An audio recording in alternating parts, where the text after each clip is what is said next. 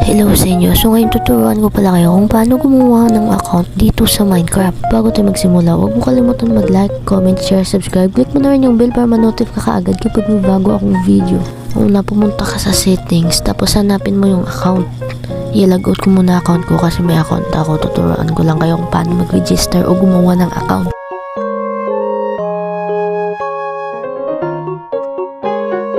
So ayun na nga, pindutin mo lang yan.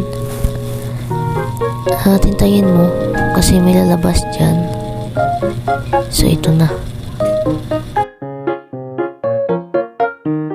So kapag nandito ka na, pindutin mo lang yung sign in na yan sa ilalim yan. Pindutin mo lang yan.